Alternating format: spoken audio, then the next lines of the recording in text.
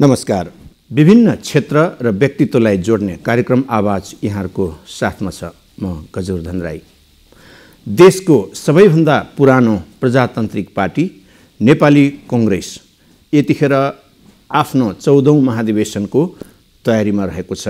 यो पेन्डेमिक अर्थात् कोरोना कहरका बीचमा पनि अहिले त्यसको तयारीहरू भइरहेको अवस्था छ। तर सँगसँगै नेपाली कांग्रेसको सिद्धान्त नीति भन्दा पनि अहिले नेतृत्वको चर्चा बढी हुने गरेको छ। यसै सन्दर्भमा कुराकानी गर्न कार्यक्रमको साथमा हुनुहुन्छ नेपाली कांग्रेसका नेता पूर्व मन्त्री प्रतिनिधि सभा सदस्य डाक्टर मिनेन्द्र रिजालज्यू। डाक्टर साहब, कार्यक्रममा यहाँलाई स्वागत छ। धन्यवाद गजवर्धनजी। प्रतिनिधि सभा सदस्य पनि हुनुहुन्छ। अहिले यहाँहरूको दैनिकी कस्तो छ? हाम्रो अब प्रतिनिधि सभाको अधिवेशनलाई प्रधानमन्त्रीजीले अनायास अन्त्य गर्नुभयो। प्रधानमन्त्रीले अन्त्य गरेपछि त्यो अधिवेशन त्यहीँ ठुङ्ग्यो। समितिका केही बैठकहरू हुँदै थिए। समितिको बैठक पनि यो पछि निषेधाज्ञाको चरणमा आइसकेपछि अहिले सङ्क्रमण बढाउने स्थिति छैन भनेर रोकिया छ। हुन त बाहिर विदेशी मुलुकमा, डेनमार्कमा, अरू देशमा जुम मार्फत सेफ सिक्योर गरेर जुम मार्फत पनि समितिका बैठकहरू हुने गरेका छ अरू पार्लियामेन्ट्री प्र्याक्टिसमा। हामी कहाँ चाहिँ त्यो सुरु भएको छैन। गरे हुन्थ्यो, प्रविधिले पनि सम्भव छ। किन नगरे अब थाहा छैन, गर्नुपर्ने हो। मैले त अब कता भन्ने सभामुखजीलाई कुनै बेला भन्नुपर्ने जस्तो भइसक्यो। डाक्टर साहब, अहिले यो कोरोना कहरका बीचमा पनि नेपाली कांग्रेस जो प्रतिपक्षी पनि रहेको छ, यसको 14औं महाधिवेशनको विषयलाई लिएर चर्चा परिचर्चा आइरहेको छ हैन। खास गरेर यसको नीति भन्दा पनि नेतृत्वको अहिले सरगर्मी बढेको जस्तो देखिन्छ, सबैमा छाएको छ। अहिले यसको तयारी चाहिँ कस्तो अवस्थामा पुगेको छ? वास्तवमा हेर्नुहोस्, यो महाधिवेशनमा नेतृत्व छान्ने मात्रै त होइन। वास्तवमा हाम्रो सधैँ हुने चलनमा के भन्दा पहिलो 3 दिन नेतृत्वकोमा पुग्दैन। भित्र जे बैठकमा चल्ने पहिलो दिन उद्घाटन हुन्छ। हामी अरू पार्टीका नेताहरूलाई बाहिर विदेशबाट पनि बोलाउँछौँ। अब योपालि अब कोरोनाको कहर त्यतिखेर पनि शक्य हुँदैन सबै प्रोजेक्सनबाट प्रक्षेपणबाट हेर्दाखेरि। त्यसैले बाहिरको बेला बोलाउन सकिन्छ सकिँदैन, ठुलो आमसभा गर्न सकिन्छ सकिँदैन, फागुन 7 गते थाहा छैन। 8 र 9 मूलतः हाम्रो केही पार्टीका विभिन्न प्रस्तावहरू, राजनीतिक प्रस्ताव, आर्थिक प्रस्ताव, सामाजिक प्रस्ताव, पार्टीको विधान संशोधन गर्ने, यो सबै काम सकेर अनि अन्तिम दिन चाहिँ चुनाव हुने हो। तर त्यो बेला पनि कस्तो हुन्छ भन्दाखेरि सब चुनावको उम्मेदवारको प्रचार गर्नेतिर दौडधुप मात्रै हुने हुन्छ।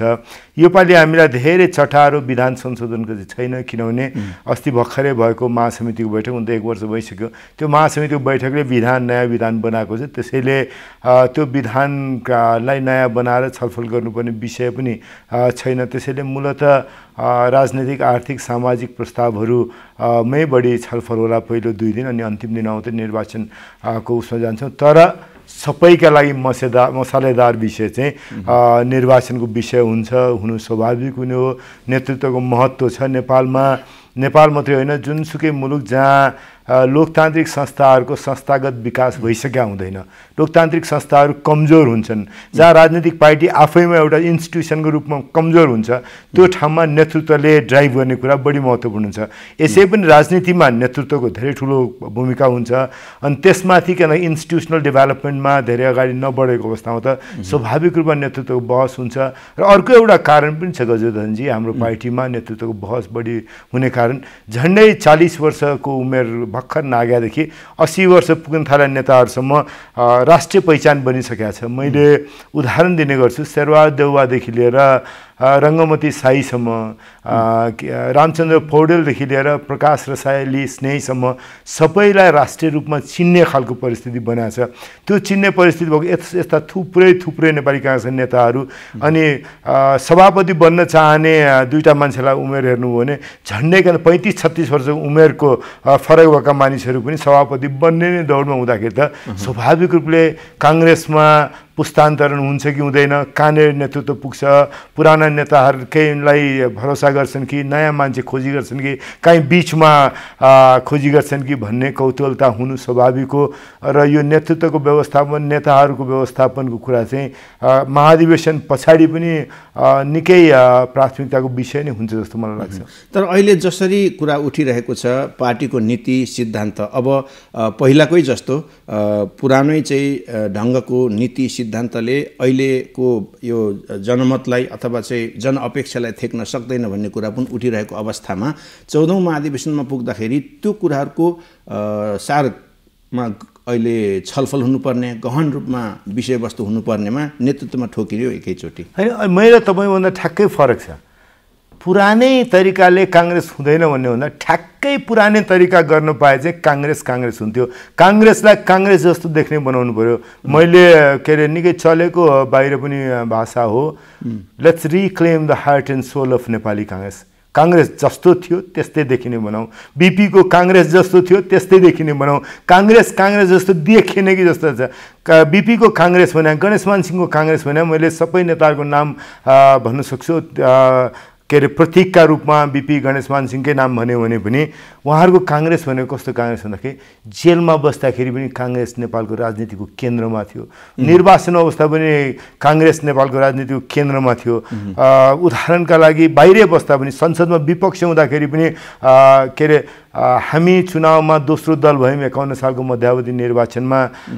मनमोहन अधिकारी प्रधानमन्त्री हुनुभयो। प्रधानमन्त्री भएपछि यो तासको घर हो, फु गरेर ढाल्छु भनेर गिरिजाप्रसाद कोइरालाले भन्नुभयो। त्यही केन्द्रीय बहस बन्यो। 9 महिनाभित्रमा सरकार बदल्यो। पछि 62-63 मा हामी नराम्रोसँग चुनाव हार्यौँ। दुईटा कम्युनिस्ट पार्टीहरू मिलेर सरकार बन्यो। झन्डै 3/4 समर्थनको सरकार बन्यो। गिरिजाप्रसाद कोइराला काङ्ग्रेसको नेतृत्वमा हुनुहुन्थ्यो। गिरिजाप्रसाद कोइरालासँग हामी सबै उहाँको नेतृत्वमा दिग्दर्शनमा लागेर बसेर काम गर्दाखेरि हामीले राज्य सत्ता कब्जा गर्दैछौँ। यो संविधान बनाउने बाटो होइन है, यो कम्युनिस्ट शासन बनाउने बाटो है, यो किनकि सेनालाई आफ्नो हातमा लिने बाटो है भनेर हामीले भन्यौँ। त्यो सरकार पनि 9 महिना टिकेन। 9 महिना पछाडि त्यही गठबन्धनमा रहेको नेकपा एमाले र नेपाली काङ्ग्रेस मिलेर सरकार बन्यो। माधव नेपाल प्रधानमन्त्री बन्नु। मैले किन उदाहरण यो प्रस्तुत गरे भन्दाखेरि काङ्ग्रेस जहाँ हुँदाखेरि, विपक्षमा हुँदाखेरि, जेलमा हुँदाखेरि काङ्ग्रेस, आन्दोलनमा हुँदाखेरि काङ्ग्रेस, निर्वाचनमा हुँदाखेरि काङ्ग्रेस, जहाँ हुँदाखेरि पनि काङ्ग्रेस के भन्दाखेरि केन्द्रीय भूमिकामा काङ्ग्रेस रहन्थ्यो। काङ्ग्रेसको केन्द्रीय भूमिका कहिले पनि त्योभन्दा बाहिर भएन। बीपी कोइराला जेलमा हुनुहुन्थ्यो। सुवर्ण शमशेरले किन यत्रो ठुलो के अरे सशस्त्र विद्रोह गर्नुभएको थियो किनकि दुर्गानन्द झाहरू त्यही बेला किनखेरि शहीद हुनुभयो। त्यसरी झन्डै पल्टाइसक्ने खालको 18 सालमा के अरे महेन्द्रको शासन व्यवस्थालाई पल्टाइसक्ने खालको अपोजिसनमा उहाँ बस्नुभयो भने त्यस्तो काङ्ग्रेस। सुशील कोइरालाको बेलामा सबै कचपच हुँदै माओवादीको संविधान सभा छोडेर गएपछि पनि काङ्ग्रेस र एमाले मिलेर फेरि माओवादीलाई संविधान सभामा फिर्ता ल्याएर संविधान बनाउने ठाउँ पुर्यायो। यस्ता काङ्ग्रेसको सबै जीवन आजसम्म हेर्नुहुन्छ भने काङ्ग्रेस केन्द्रीय भूमिकामा रह्यो। आज काङ्ग्रेस केन्द्रीय भूमिकामा छैन। आज काङ्ग्रेस कहाँ छ भन्दाखेरि कोरोनाको कहरमा जनता आत्या छ। 18, 19, 20, 22 वर्षको केटाकेटीहरू एनफ इज एनफ, अति भयो भनेर सडकमा निस्किन्छन्, सत्याग्रहको बाटोमा, आमरण अनसनको बाटोमा हुन्छन्। काङ्ग्रेस त्यो आन्दोलनको नेतृत्व गर्न सक्दैन। काङ्ग्रेस त्यहाँ किनकि ऐक्यबद्धता, मुखमा मास्क लगाएर ऐक्यबद्धता जनाउने बन्छ। किनकि त्यस्तो काङ्ग्रेस होइन। काङ्ग्रेसलाई काङ्ग्रेस जस्तो बनाऊ, काङ्ग्रेसको आत्मा र काङ्ग्रेसको हृदयलाई पुनस्थापित गरौँ भन्ने मलाई लाग्छ। त्यस्तो काङ्ग्रेस बदलिनु परेन, काङ्ग्रेस आफू जस्तै हुनु पर्यो भन्ने मेरो भनाइ हो। भनेपछि अहिले त छ नि राष्ट्रियता, प्रजातन्त्र र समाजवाद, यसले मात्रै भएन, अब त समन्वयिक समाज निर्माण र न्यायसङ्गत एउटा आर्थिक प्रणालीबाट काङ्ग्रेस अगाडि जानुपर्छ भन्ने पनि त बहस छ नि त। यही भाषामा नबोल्दाखेरि पनि बीपी कोइरालाले सरकार बनाउनु भयो। बीपी कोइरालाले बनाएको सरकारमा हेर्नुहोस् किनकि पहिलोपटक महिला मन्त्री हुनुभयो। बीपी कोइराला सरकार बनाउनु हो के अरे मधेसको मान्छे, आदिवासी जनजाति मान्छे अथवा किनकि सबै जात जाति भाषा भेष संस्कृतिको भेगको मान्छेहरूलाई सरकारमा राख्नु हो। बीपी कोइरालाले पार्टी निर्माण गर्नु, पार्टी निर्माण गर्दाखेरि धनमान सिंह परियार हाम्रो पार्टीको महामन्त्री बन्नुभयो।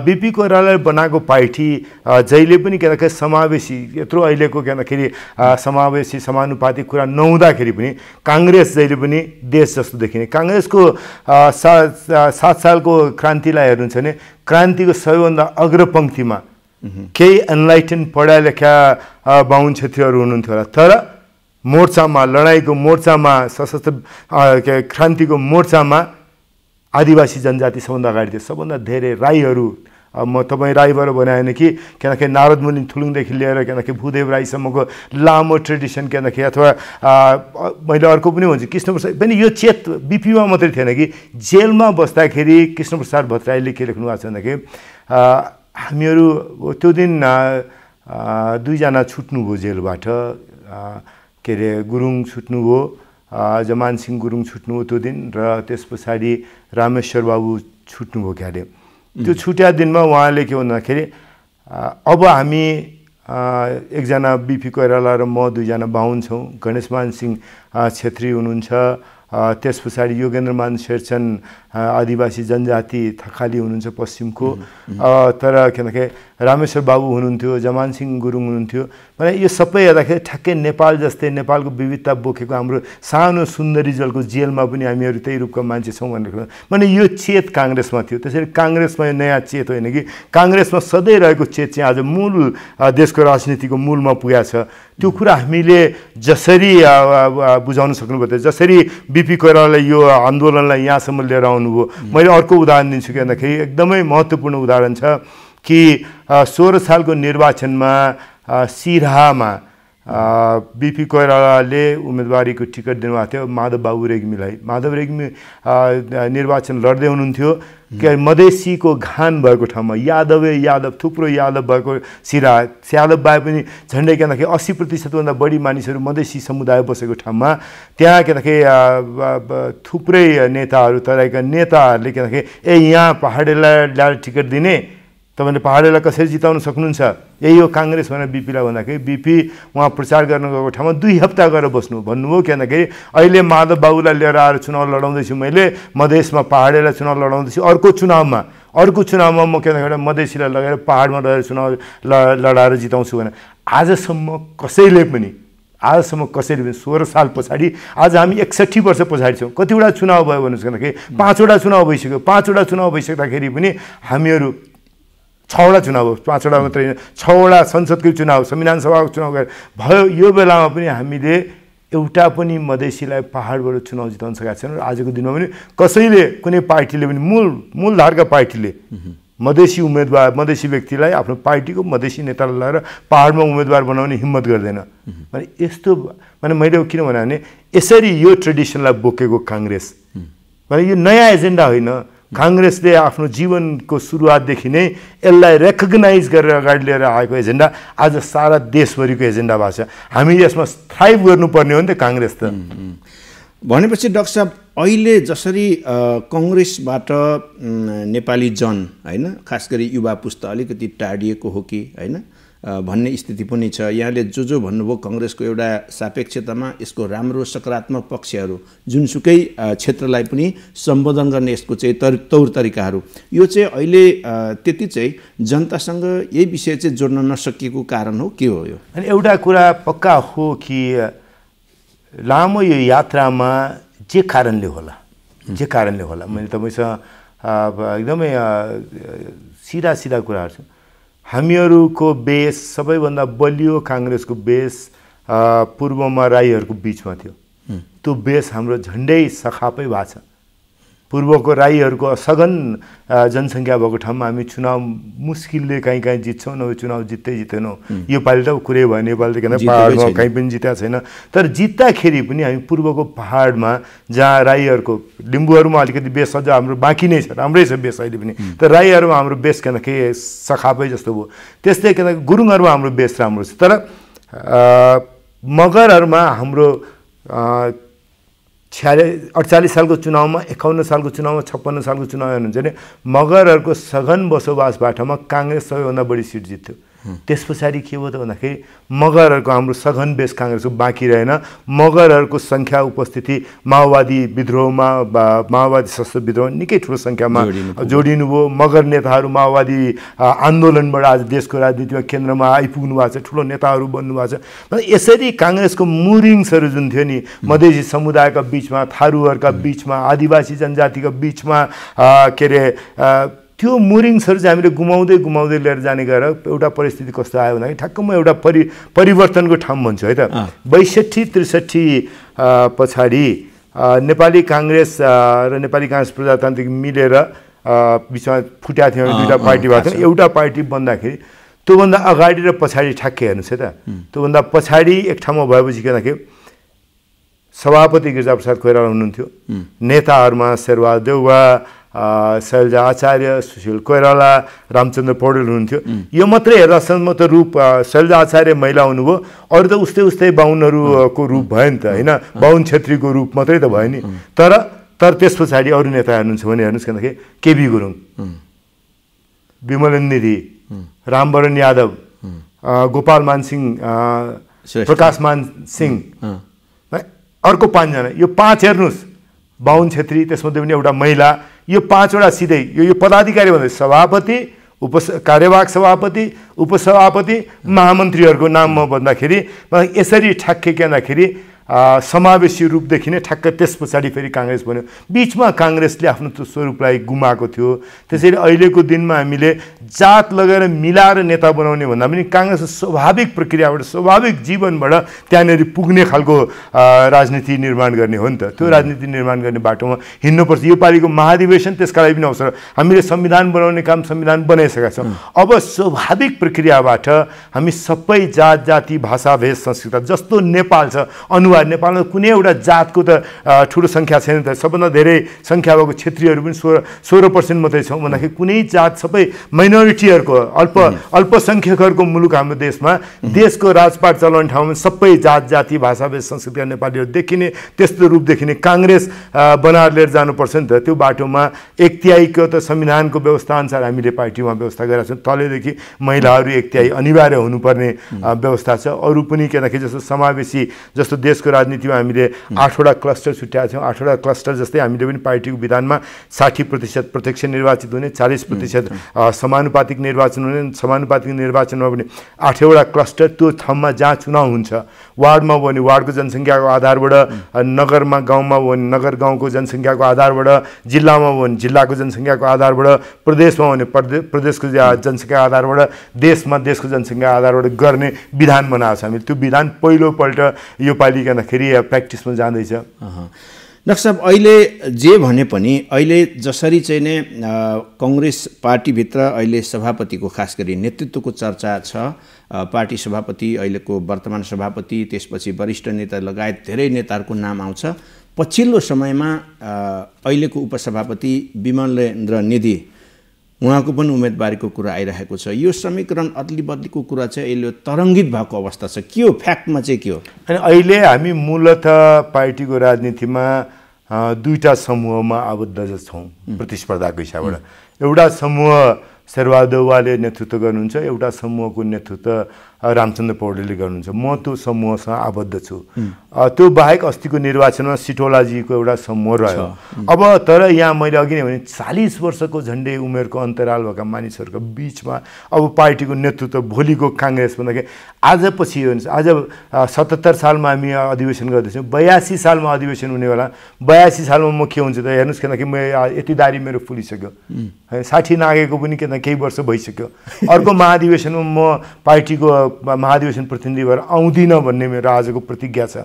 मेरो लागि यो अन्तिम महाधिवेशन हो भन्ने। त्यस्तै म जस्तै चाहेर होला नचाहेर होला थुप्रैका लागि यो महाधिवेशन अन्तिम महाधिवेशन हुँदैछ। अझ मेरोभन्दा अगाडिको दाइ पुस्ताहरूको लागि त अन्तिम महाधिवेशन हुन्छ मेरो उमेर समूहका मानिसहरू 60 नागेका के अरे 60 देखि 65 66 वर्ष भएका मानिसहरूको लागि पनि थुप्रैका लागि यो अधिवेशन गर्दाखेरि राजनीतिक विश्राम लिने अधिवेशन हुन्छ, अन्तिम अधिवेशन हुन्छ।